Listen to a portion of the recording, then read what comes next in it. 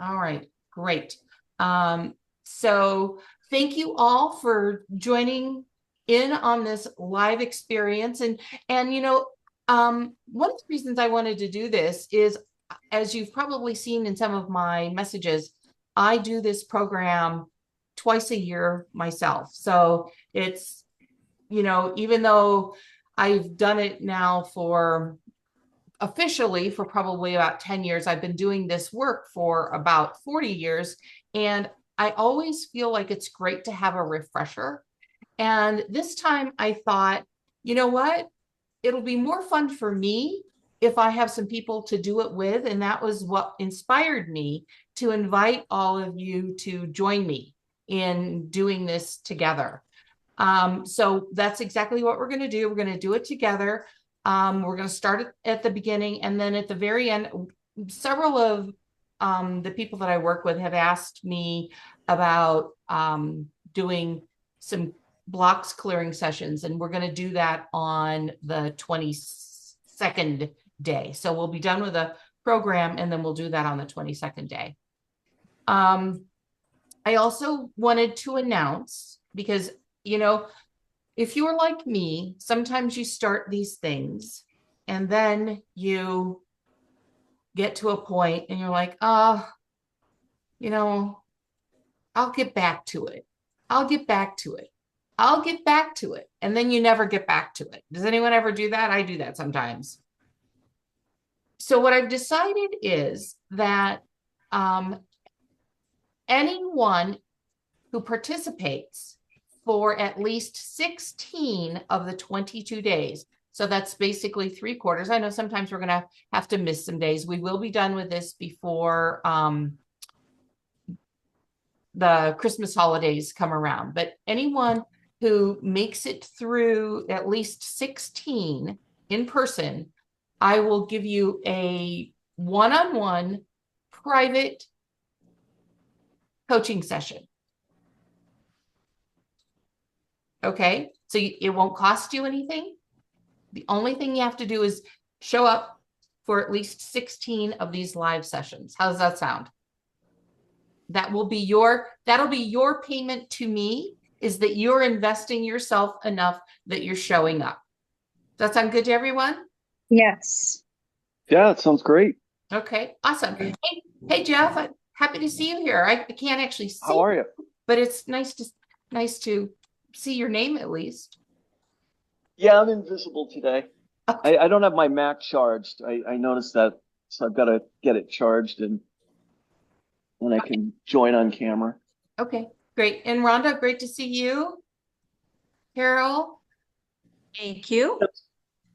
Okay, so as we're getting started, I wanna talk about what I'm expecting and what I'm hoping for you as we go through this. And I'm hoping, as lovely as you all are, that when we are done, you will be a totally different person.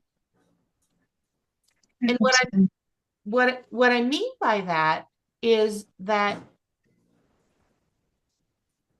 if you're struggling with something right now, your health or money or your business or job or whatever, if you're struggling, what I'm hoping for you is that you're not that person anymore. But what that requires from you is that you let go of who that person is. And one of the things that I talk about is that you have to die to the person that you were. And I don't mean you have to physically die, but you can't walk around complaining about things and say, well, I want my life to be different. I'm going to be different. And I'll give you an example. I was on Facebook this morning, and a friend of mine is traveling and visiting with family. And he said, it's a rainy day here, but it's beautiful, all things considering. Now, what he was referring to, and it dug into, he could have said, it's a beautiful day here. I'm spending it with my daughter and my granddaughter, and it's raining and it's just beautiful. And he could have lived in the feeling of that. But then he decided, unconsciously maybe, to carve out some of the beauty of that feeling and mix it with some negativity when he said, all things considering. And for those of you who aren't in the United States, I know that he was referring to the recent presidential election. And we have to become aware of what we're saying and doing. And I'm not saying you've got to micromanage every breath you take, but you really need to become aware, because we have developed a habit of complaining. Even if we're not directly complaining. I mean, he didn't directly say, you know, I'm really upset about the election and these people are bad and all of that. But that was it. That was something that he implied by saying, it's really beautiful, all things considering. And that's partly what I mean, but when I say you have to die to the old you. The old you lives in a different reality. So let's talk a little bit about how we create our reality. Has everyone watched the video on your point of power? That I think it's like a 16-minute video that when you start the program, have you watched that? Your point of power. Can somebody tell me what the 4 components are of your point of power? Emotions, thoughts, beliefs, and feelings. No. That's right. Yes. That's right. So there are 2 pairs. There are your thoughts and emotions. Those are up here. Those, your emotions are that looping energy that goes through your head a lot of times when we get angry. Your thoughts, obviously, we know what those are. Your core beliefs, those beliefs that you grew up believing. This is good. This is bad. If I do this, I'm a good girl. If I do that, I'm a bad boy. My brother's better than I am.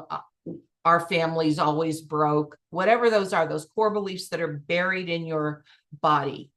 And the feelings that are attached to them, and they come out like a zing a lot of times. Like, you know, something will happen and you'll feel a rush that goes through your body, a zing that goes through your body. That gets your thoughts going and your emotions looping. So when you hear people say, it's all about mindset, it makes me crazy. Because it's not all about mindset. It's about those core beliefs and the feelings that run through your body that get your thoughts and emotions going. So when we go off on an energetic journey into the negative, we start creating the reality that we live in. And so I'm not going to talk about politics at all. I am, however, going to, since it just happened, use a little bit the US election, the presidential election. And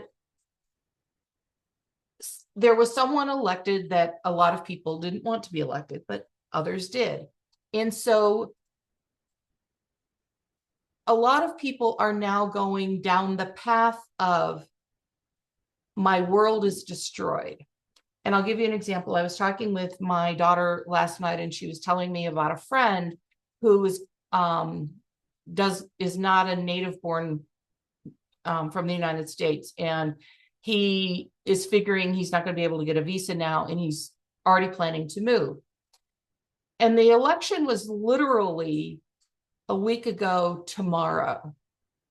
And I said to my daughter, I said, okay, I understand that people are upset, but literally nothing has changed in a meaningful way in the last 5 days. This was yesterday we were talking.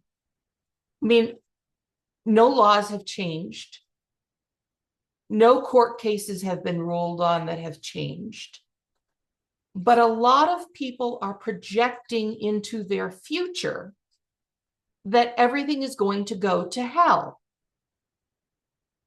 And that projection creates the reality that you're going to live in. So if you're projecting, okay, this happened and it's not what I would have picked, that's fine. But when you get energetically involved with it, when you get upset about it, that's when you start creating that reality for yourself. There are a lot of people that I know personally who went through the shutdown, the Cootie virus shutdown. And they weren't forced to get vaccinations. They completely ignored it. It did not affect them at all. And then there were people who went through that. And I was one of those people. And I know better. I've been doing this for 40 years and I know better. But I was angry. The minute they started shutting down the world, I started talking about other diseases that were going to come up, what was the effect that was going to have on businesses that were going to have to shut down, all of those things. I was so angry. I did not go through the shutdown unscathed. I didn't get the virus because I didn't believe in it. So I created that part of the reality. But I also created a lot of trauma for myself because I got so angry about decisions that were being made. And then there were people who were like, yeah, it happened and it doesn't have anything to do with me. And they lived through those 2 years with it not having anything to do with them. They came through it completely unscathed. And so using the presidential election just as an example, you have a choice about everything in your life. Am I going to live in a different reality, or am I going to let this beat me up? What everybody else is living with, am I going to let it beat me up? And you have a choice, because every single one of us creates our own reality. And you choose, using your point of power, you choose what you're going to create for you. And there are people who are living in realities that if you're standing on the street corner next to them, because your frequency is so different than theirs, you're not living in the same reality. So let's say you're standing on the street corner in New York City, busy street corner, and you're standing there and you're looking around and you're going, oh my gosh, I love New York City. It's so vibrant. And I love all of the different people. They're, different colors and different belief systems and, all kinds of things. I love New York. I just love the different flavors of life there. And you could be looking out and you could be looking at, wow, look at all those fancy cars and people are dressed beautifully and they're so vibrant. And then someone could be standing on the street corner right next to you. And you will not see them because they're in a different frequency and a different layer of reality than you are. So they're standing and they're looking around. Gosh, this city is so dirty. Look at the, broken bottle over there, and look at the unhoused person over there, or the unwashed person over there. I don't like all these people all around me. And I want you to really hear what I'm saying. You won't see them and they won't see you because you're in such different frequencies. So you get to choose. And one other thing I'm going to add to that is, have you ever seen like a big disaster, like a huge fire that wipes out a neighborhood or something like that? And there will be 1 or 2 houses that are still standing that are completely untouched. They're living in different frequencies. They're living in different realities, and you get to choose. So how is it that someone can, their whole neighborhood burns down and they're not affected? How is that? One, we all live surrounded by other people's frequencies, their ideas, their desires to get upset. Going back to the election, there are a lot of people who want to churn in that. You know, they want to have conversations about it, how wrong it was. And I'm not taking a side at all. I am, however, taking your side in saying, stop the churning. Stop the little backhanded swipes. It's a beautiful day. Well, except for this. It's just enjoy the beautiful day, and that will keep your frequency higher. Notice the feelings that are happening in your body. So when you are trying to understand where you may be sabotaging yourself, what are you feeling in your body? If you're talking to someone and they go off on something that's dramatic and traumatic and upsetting, and you start feeling that kind of sick feeling in your gut, that's a time to stop the conversation and walk away. And a lot of people say, well, I can't do that. That's rude. I'm sorry. Isn't your physical and emotional well-being, isn't your financial well-being, isn't your child, if you have children or other family members that you're interacting with, isn't their well-being worth more than interacting with someone who just wants to churn in being upset? Yeah, absolutely. And I'll give you an example of that. I'm one of those people who was not thrilled with the election, but whatever. But you know, there was a couple things that happened after it was over. Number one, I was just happy it was over. Like, my God, this thing is over. Thank God it's done. I don't have to deal with it anymore. And then, you know, you started thinking of all the horrible things, and you look at policies and all these things and blah, blah, blah. But then I would ask myself, well, what if it's not? What if it actually is okay? And what if it actually works out well? I mean, I don't care for this person, but what if it works out well? How would I feel about that? Well, I'd like that. So why can't it work out well? And the reality is it can, you know, and I just kind of been running with that.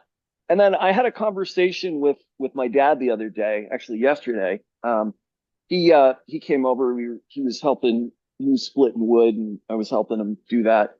And he's a big supporter of the incoming guy, and you know, he started going on about the immigration, and I said, Dad, you live in Pennsylvania. How has immigration directly affected you? He's like, well, it hasn't. But this, and this. Well, no, that's it. It hasn't. It doesn't. So just run with it. It hasn't. And leave it at that. But he was doing exactly that. He was churning over and over and over and over. And it was like, he already got what he wanted. He voted for the guy and he won. And supposedly his thing is going to be fixed, whatever. And I'm like, Dad, it just doesn't affect you. Right. It doesn't. Right. You lived in Arizona. I get it. You lived near a border town, or Texas. I understand. It's more palatable, but you don't deal with this at all. So let it go. Yeah. And when we churn about things, we become a magnet for them. I watch a lot of cooking shows, and I was watching this one show, and they were doing a contest to see who got to cook with what. And the host said to this woman, what do you want? And she said, anything but salmon. My first thought was, she's going to get salmon. You know what? She got salmon. What we resist is magnetized to us. You know, we're all sitting around going, but I am focused on what I want. I am manifesting what I want. Are you really? Are you really? Instead of saying, I want whatever, she got what she was focused on. And so often we do that. So, Jeff, your dad by turning on that is actually magnetizing some kind of immigration problem or some kind of problem that will disturb him. Yeah. And as I said, most of what we churn about is stuff that has either already happened and it's over, or it hasn't happened yet. And we're creating it by focusing on either what's in the past or in the future. And as I said in my example with the election, a lot of people are really distressed. Nothing has happened yet. No laws have changed. And the way we stay in the energy of peace is by focusing on peace and focusing on love. So some of you know that earlier this year, I had a couple of near-death experiences. And that was one of the things, that was actually the most important thing, the biggest thing that they kept saying to me. Nothing is important but love. Your weight's not important, your bank account's not important. I just kept getting this long list. Nothing is important except love. And one of the things that may shock some of you, Jeff has heard it, he's known me long enough. When Osama bin Laden was alive, I would send him love every day. Not because I supported in any way terrorism or his efforts, but I know that if I get all angry, that's fuel for his fire. And if I'm staying in the energy and frequency of love, I am better able, one, to help myself be healthier and stronger, but also to help the planet. So any of you who want to shift what's going to happen in our future, stay in the energy and frequency of love. Even if it's okay to say, hey, you know what? I don't agree with that. I don't want that law passed, or I don't believe in that, or whatever. But when we get the energy, the feelings in our body, the emotions in our head, when we get them going energetically negative, we create that for ourselves, we create that for our communities, and we create that for our world.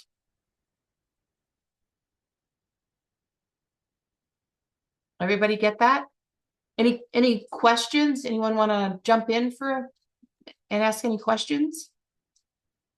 Hi, Deborah, and hi there. Hi. Yeah, I'm from South Korea, and I have a similar experience facing the fear. Like about 3 years ago, or maybe more than 3 years ago, Mhm. then I had this strange feeling that I was in the middle of dreaming. Then the dictator Kim Jong-un.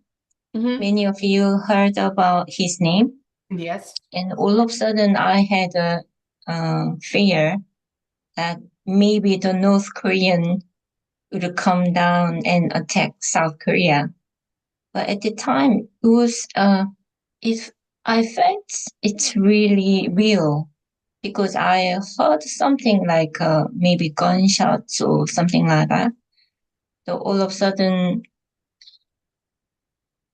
I started saying things like, if this is true, if I'm facing a situation, I might get shot by the gun, then how I would react in the situation. Then all of a sudden, then I thought about him as a dictator, and he might be facing every day the threat of death because many people want to kill him. And so I started having kind of a compassionate feeling toward him. And instead, I try to, instead, I hate him. Then I started sending love toward him. Then I was doing meditation more than an hour. Then all of a sudden, my fear disappeared. So what I'm sorry, my English is not perfect, but I hope you all understand me. You're doing great. Thank you.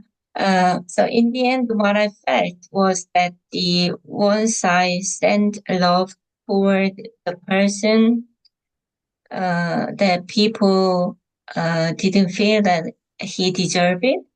But anyway, what brought me was peace in me, not him. But in the end, I benefited having peaceful emotions inside me. Mhm. So when I saw the result in the United elections, I felt a little sorry for it to start with.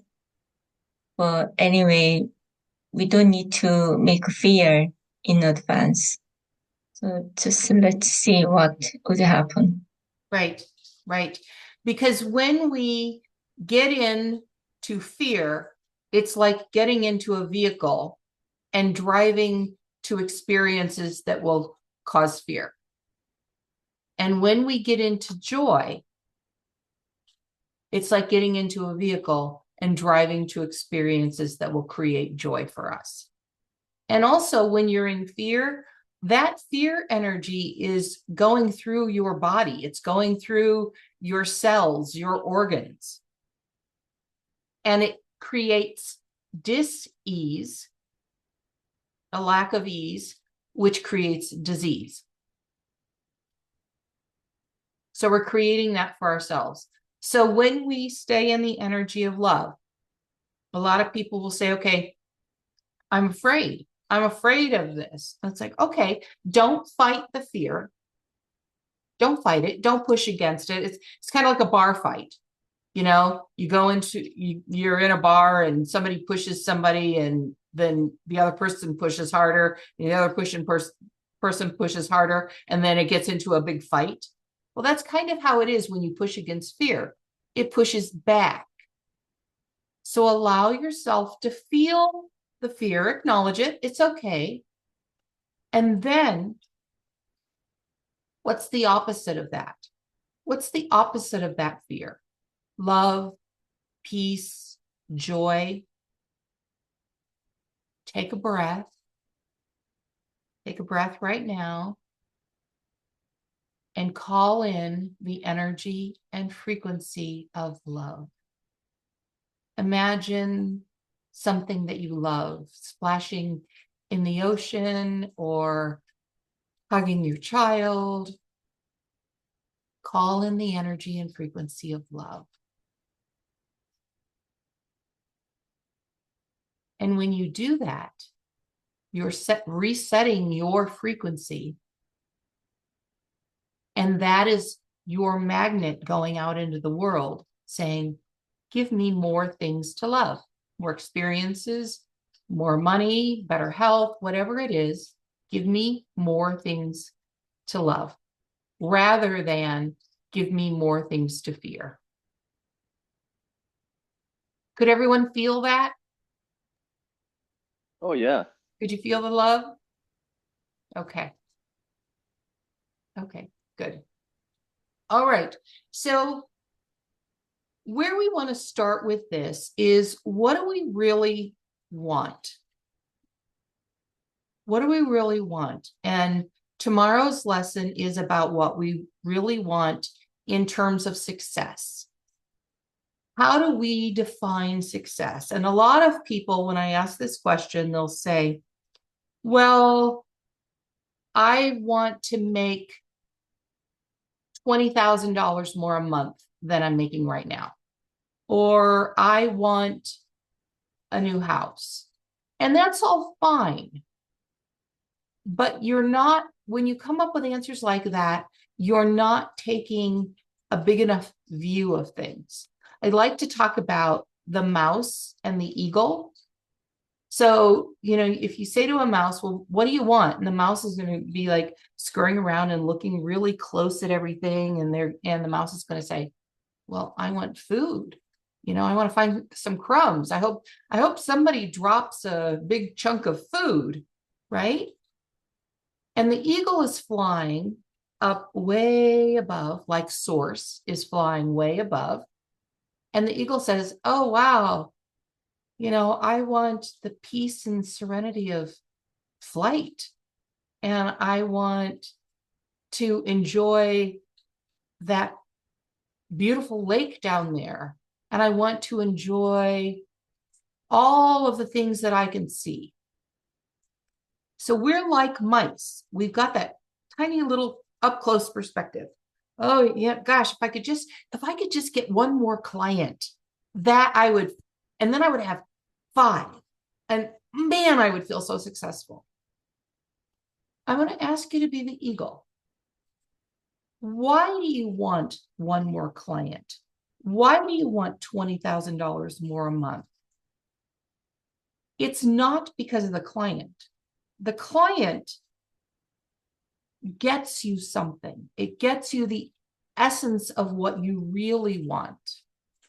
Okay, if I have one more client, then maybe I only have to work 4 days a week instead of 5. Okay, well, why do you only want to work? And follow me on this. Why do you only want to work 4 days instead of 5? Well, because then I can enjoy life more. I can go to the beach or do something fun with friends. Okay, well, what does that get you? Well, going and doing something with friends or family, I get love. Or I get to stay home and snuggle my cat more. And that's peaceful and joyful. You want the $20,000 more a month? Because then you can take a first-class trip somewhere. Okay, why do you want that? Because I love interacting with people from different cultures, or I love exploring, or then I don't have to work so much.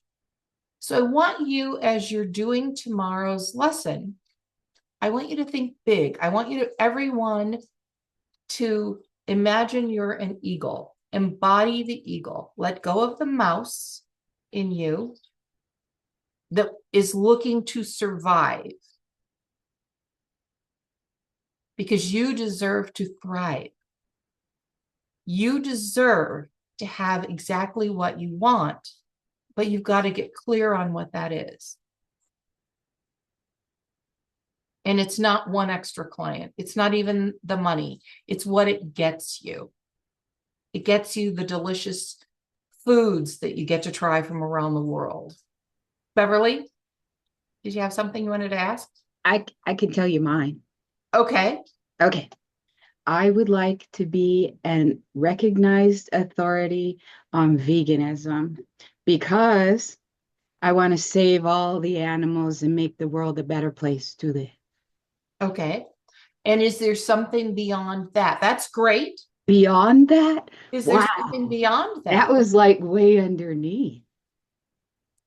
Beyond that.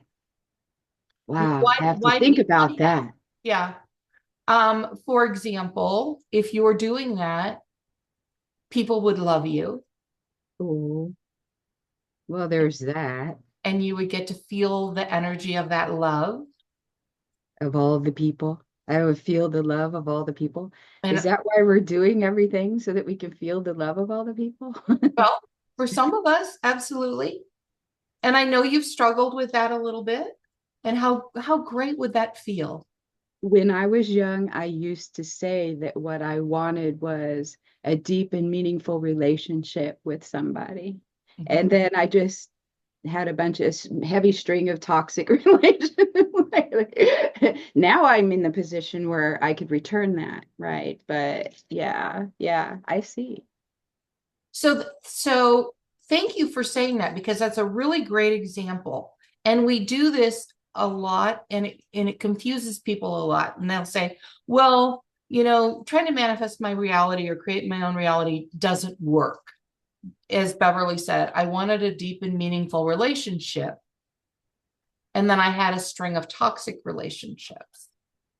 And the reason for that is part of that desire was probably because you really wanted a deep, meaningful, loving relationship I with wanted it so bad. yourself, Oh, myself. Yes. Oh, to love yourself.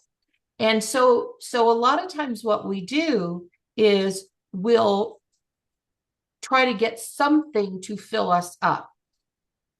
A relationship that isn't great, drugs, alcohol, too much Netflix, whatever. So when you're thinking about what you want, really remember this story from Beverly and dig into it. Why do I really want that? Because when you want something so badly, it's resistance.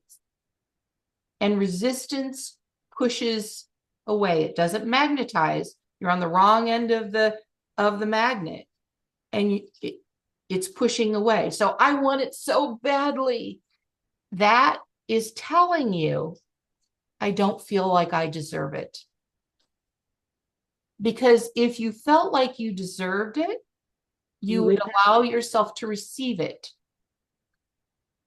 not to just want it. look for it and search for it. And is that it? Is that it? Is that it outside over here when it's all right here, And Yeah. Wow. Bing, bing, bing, bing, bing. Yeah. And so what you're doing is you're saying to your world, I don't think I deserve this. And your world, whether you call it God or source or your world, it doesn't matter what you call it, but it's neutral. So if you say, I don't want this in my life, either energetically or directly, I don't want this in my life, you're focused on it, and source is going to say, okay, I'll give that to you. Get ready for more. And if you open yourself up to receive what you really want without that resistance, source is going to say, okay, I'll give that to you. Rhonda. I was just going to ask you, I've been working under the principle for a long time of not getting attached to outcome, having a preference, but staying neutral to that. But I was just curious, and I've always kind of believed in the energetic truth, I guess, that what you fear, you get the opportunity to experience so you can release the fear of that. But you're kind of coming from a little bit different belief. Are you talking about a universal truth, and you're like what you're talking about as well is just like you're attracting, it's almost like the magnet idea that you're attracting that experience, which if you're in a polarity, I could see you're on both ends of, if you're really attached over here. I just wanted to say, I see it so often. It's like these truths come in so directly if you're paying attention. I've said for a long time, I've met a lot of Scots. This is going to be a bizarre example, but I've met a lot of Scots, and all of them are just a little off. And I'm like, I need to not date or meet Scots, right? And it's really weird. I'm like, is it the name? What is it? Because there is energy to names, right? There's numerology information. But I've also said I would love to meet people that are a little more spiritual, that are really getting into spiritual principles. So the other day, I'm talking to somebody who had a lot of, was talking about spirituality. His name's Scott. And I'm like, well, you're asking for two things, right? You're not clear. And it's back to what you want, right? So maybe you just release anything that is attached to the form it comes in, and just be open to the energy of a human being, right? Versus that. So when you're pushing against someone named Scott, that's going to draw that to you. It's going to draw that more experiences like that. When you're pushing against someone, regardless of their name, who isn't a good fit, they're for some reason it's not a right fit. You're going to draw that in because you're focused. You're looking for that. So what you want to do, like you're doing for tomorrow's lesson, focus on what you want. Okay, you've had the opportunity to see what you don't want. So what's the opposite of that? What do you do want? And start attracting that, being aware of that. And here's a great way to do that. The Hopi Indians in the American Southwest, they don't believe in praying for things. They believe in praying things. So a lot of people think I'm weird for a lot of reasons, which is perfectly fine. But where I live, we've had droughts or fires several times. And I will always say, don't pray for rain, pray rain. And what that means is, instead of saying, please send me rain, even when it's dry as a bone and the fires are flaming, say, thank you. Thank you for the beautiful rain. Thank you. It's so amazing. It feels so. And then remember your point of power. Remember the 4 components of your point of power. Don't just say an affirmation, thank you for the rain. That's flat. Who cares? Right? But if you say, with the feeling in your body and the feeling of the rain on your face and the cool air, and you say, thank you. Thank you for the rain. Can you feel the feeling of me saying, thank you for the rain, or thank you for the rain? Can you tell that I'm feeling that in my body? So you've taken your magnet, then you've been at the negative end with thank you for the rain, because all you're focused on is the fire. And you flipped it and you've taken it to the positive end to attract it to you. Now, when we're talking about more global events, if you're one person, if everyone around you is focused on the fire and you're the only person focused on the rain, it's going to move more slowly. So the next time there's a fire somewhere and you say, oh, thank you for the rain, and it doesn't go out in the next 30 seconds, it's not, well, Deborah blew that. It's that there's all this other energy focused on the fire. When you draw it in closer to you and it's something that you're trying to create for yourself, it happens a lot faster because you're not focused on being on the opposite end where everybody's focused on the fire and you're focused on the rain. Does everybody get that? That makes sense to you? Yeah. Okay. All right. So any questions? Anyone have any questions?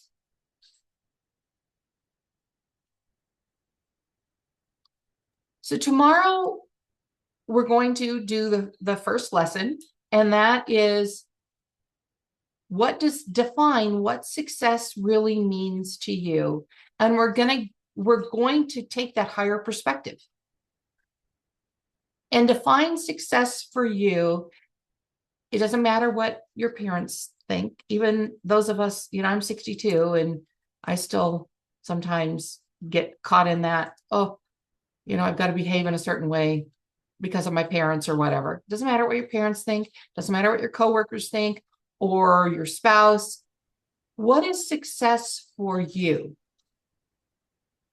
In your body, in your money, whether that's a job or a business or laying on the beach, Any area of your life that's important to you, how do you define success? And when you've defined that success, remember the conversation that we've had about taking it to the next level. Why do you want that? You know, Beverly wants to be known for veganism and saving animals. Well, I suspect, based on the conversation that we just had, that a little bit of love was tossed in there too. And now she recognizes that. So I want you to do that. Anyone have any? Jump in. Somebody jump in with something that, as you define success, we'll play a little game. As you define success right now, tell me what it is, and we'll see if we can take it to the next level. I can go. I would like the freedom to manage my own time, to just be able to work the hours that kind of inspire me to get on and do the work. Work remotely. I'd love to be able to work from anywhere. And still be able to not really focus in on like if I want to spend money, I want to be open to be able to spend money on whoever I want to spend money on. I don't want to be constricted when it comes to money. I just want to have what I need to be able to do the things I like to do, and to be able to do things for others that I like to do. Okay. So that's a start. Okay. So think about what you just said. Mm-hmm. And remember the guy I told you about, it's a beautiful rainy day, all things considering. Did you hear me say, or did you hear yourself say something that was your version of all things considering? Oh yeah, where it's just enough, basically, not saying it's more than enough, or it's And that was a limited belief. And you were starting to dream the dream of what you wanted. And then you said, I don't want to feel constricted. Oh, yeah. Like the guy said, it's a beautiful day if only that guy hadn't been elected. Okay, why did you have to throw that in there? Why did you have to pollute the beauty of your beautiful day? Right. With, well, if that guy hadn't been elected, it would have been, you know, better. Okay, you don't want to feel constricted, so don't talk about it. Okay. Expand into it. Feel the expansion rather than, and I'm not just saying don't talk about it with your mouth. I'm saying don't talk about it with your head too.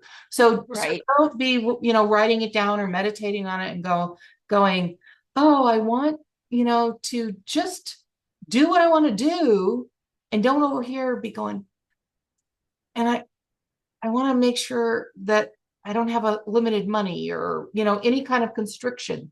Expand into it. What's underneath that?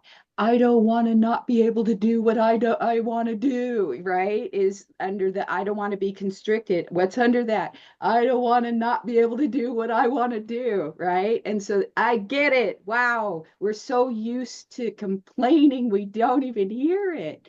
Yep. My goodness. I was like, what did she say? What did she say? Nice. Thank you.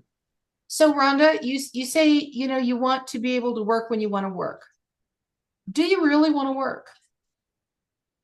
Yeah, I do want to work, but what I would really, so I've been working as a social worker for 29 years. I did just apply for a different, what I'd really like to do all the time, and what I am going to be able to do all the time, is work in the metaphysical fair, you know, not metaphysical fair, metaphysical world, like where I'm just working with clients doing that kind of thing, because that I love so much. And I do, I've been telling myself stories about, well, just take an action to leave the job you had for 29 years so that you can release, because I still have passion for the kids I work with. I still, you know, with Bashar says, you know, do a job until you have no more passion for it and then leave that once there's no more passion. Well, every time I get a new assignment, I'm like, oh, well, I kind of have passion here. So when am I ready to leave, you know? So I want to ask you, what are you feeling in your solar plexus right now? just kind of icky, like, yeah, it's not quite, Okay, the passion isn't what I think it is. It's fear. okay. So get out of your head and answer with your body. Tell Oh me, yeah. tell me what that's about. It's about a false belief that you have to be working to make money. Okay, that's in your head. Get out of your Okay. head and into your body and tell me what that's Okay. about. Um, being insignificant. Okay, what's that about? What's under that? What are you going to be contributing to the world to make the world a better place? And why do you feel that way? Um, because I'm here for a mission. Why? I have an assignment. Why why do you have to have an assignment or a mission? I feel like, I mean, there's purposes why we come here. Why? Why do you believe that? What's under that?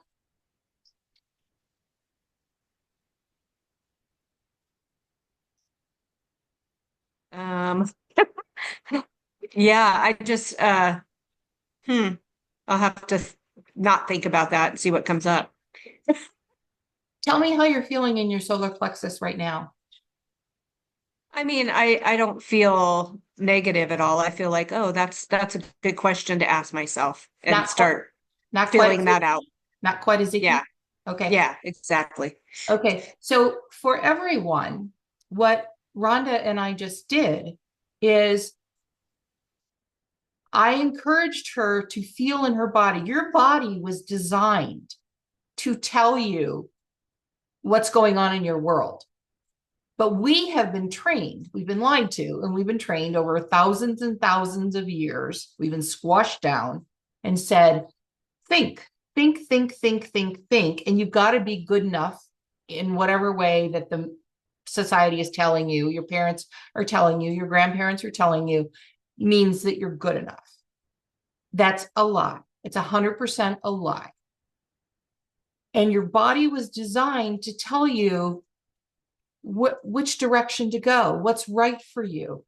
But we don't listen to our bodies anymore. You know, some of us do. You know, if you're in a dark alley and you get that hair rising on the back of your neck or on your arms, that's a little bit of what's left. And so by tuning Rhonda into her, where I could feel the feelings in her body, that is something that you want to relearn, Rhonda, and every single one of you want to relearn that. And then when you say, okay, well, what's that about? What's under that? And you get an answer, ask yourself if that makes any sense. Is it something that is a universal source truth or God truth? Or is it something that your parents, society, your teachers, or whoever has told you you have to believe? Because we all believe things that are untrue and don't come from us. And we need to just send that back. So I would say to Rhonda, and I would say to all of you, why do you feel like you have to have a mission? I believe that our lives are meant to be easy, joyful, abundant, and fun. And we are here to love life. And for those who think I have to be doing something for humanity to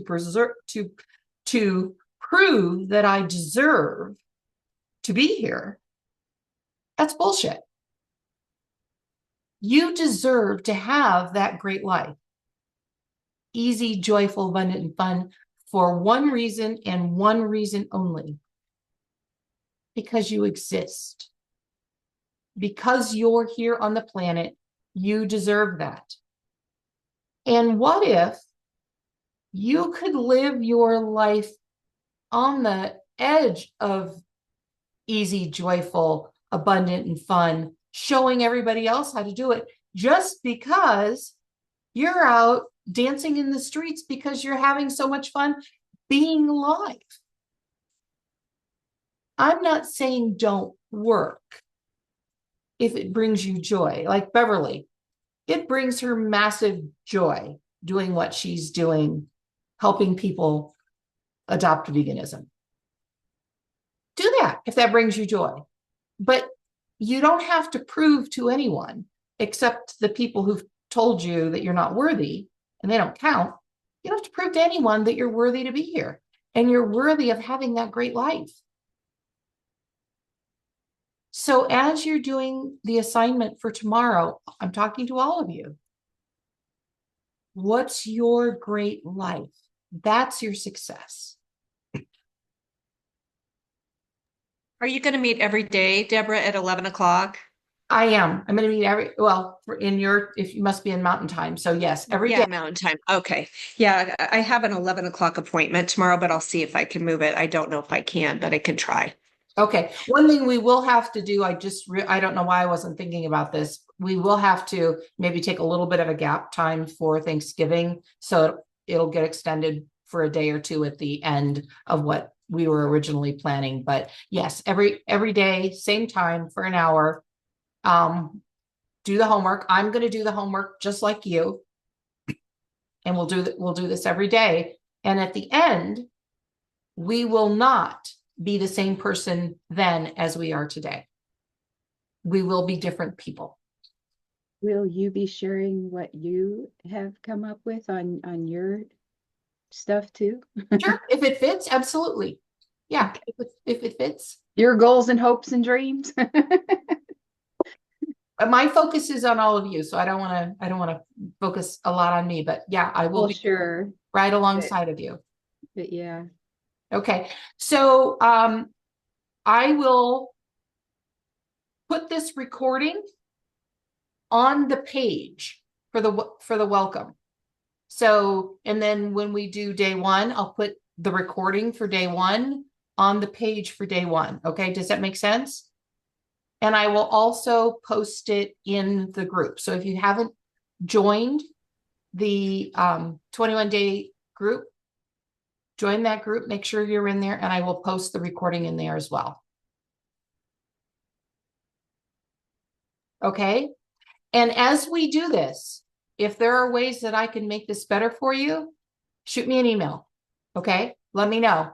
Like, gee, I wish she would do this, or gee, I would love more of that, or whatever. You know, I can't promise you because I have to serve everyone, but if there's a way that I can help you better, let me know. And we definitely need more cats and dogs. This is little Inya. She means God's eye. My daughter came up with the name, and so she's a new companion for my other cat, and it's going amazing. I can't believe how happy they are together already. Awesome. Yeah. Awesome. All right, loves. I'm so happy to spend this time with you. Thank you. I love you. And I will see you tomorrow. See you tomorrow. Thank you. Okay. Bye-bye. Thank you. Thank you. Bye. Bye. See you. Bye.